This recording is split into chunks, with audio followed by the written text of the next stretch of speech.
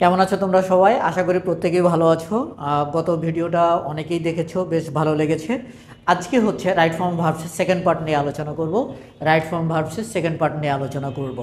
আচ্ছা, right form ভার্বসের আজকে যেটা বলবো যে কিসের ওপর তোমাকে গুরুত্ব দিতে হবে, কনজুগেশন অফ ভার্ব। তোমরা ক্লাস ফোরের একটা সিলেবাসে আছে, যেমন আইডিয়াল স্কুল অ্যান্ড কলেজে ফোরের সিলেবাসে আছে conjugation of verb.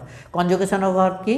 Present, past R past participle, অর্থাৎ V1, V2, V3, এটার উপরে তোমাকে খুব ভালো মতো দক্ষতা থাকতে হবে। কি? V1, V2 and V3। এটা হচ্ছে কি? প্রেজেন্ট, এটা হচ্ছে পাস্ট, এটা হচ্ছে পাস্ট পার্টিসিপল। এটির ওপর তোমার খুব ভালো ধারণা থাকতে হবে। তা আজকে আমি দুইটা বিষয় নিয়ে আলোচনা করব। দুইটা বিষয় হচ্ছে, দেখো, এক নম্বর লেখা আছে she must come to her office in time.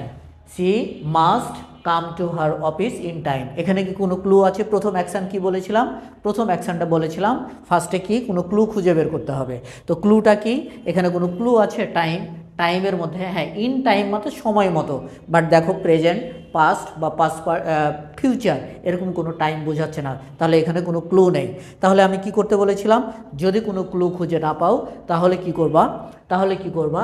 যে ভার্বটা আছে, ভার্বের আশেপাশে একটু তাকিয়ে দেখবো আর কোনো ক্লু আছে কিনা। দেখো ঠিক বাম দিকে আমি একটা ক্লু পাচ্ছি। কি? মাস্ট। মাস্ট একটা হচ্ছে ক্লু। মাস্ট হচ্ছে কি? একটা ক্লু। তো এই মাস্ট হচ্ছে কোন ধরনের ভার্ব? এটা হচ্ছে মোডাল অক্সিলারি ভার্ব। তোমরা জানো মোডাল অক্সিলারি ভার্ব কি? Shall, will, may, might, would, could, should, ought to, going to, dare to, এগুলো হচ্ছে মোডাল অক্সিলারি ভার্ব।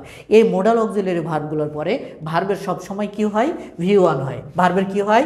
V1 হয়। তাহলে এক নাম্বার জিনিস হচ্ছে তোমরা শিখে গেলা মোডালস যতগুলো ভার্ব আছে তারপর ভার্বের কি হয়?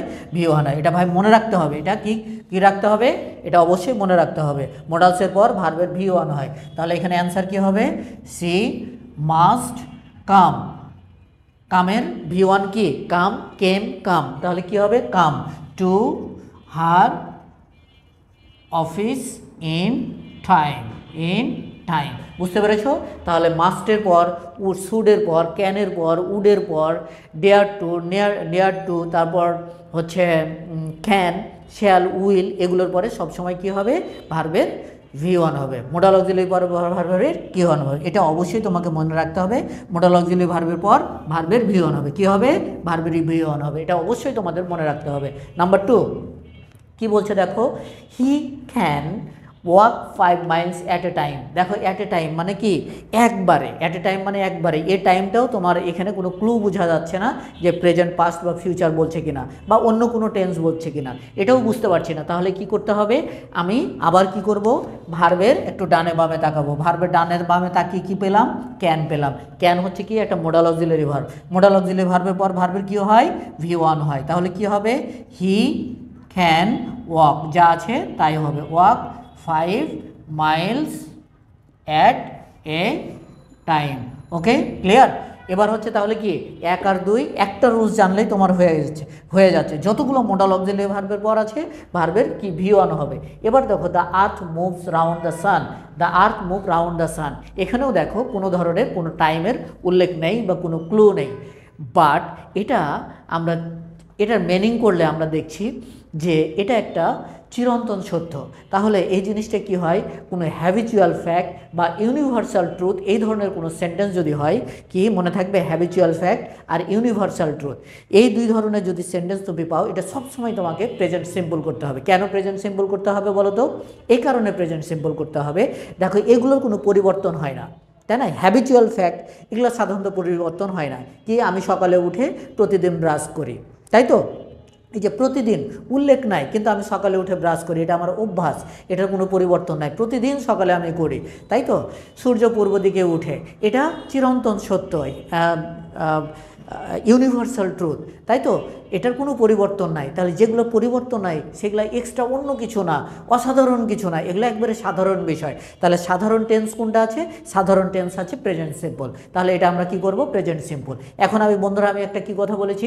প্রেজেন্ট সিম্পল হলে সাবজেক্টের সাথে তোমাকে খেয়াল রাখতে হবে। সাবজেক্ট কি? সিঙ্গুলার না প্লুরাল? সিঙ্গুলার হলে ভার্বের সাথে এস অথবা ইয়েস যুক্ত হবে, প্লুরাল হলে হবে না। তাহলে দ্য আর্থ কি? সিঙ্গুলার না প্লুরাল? The earth singular. তাহলে কি হবে?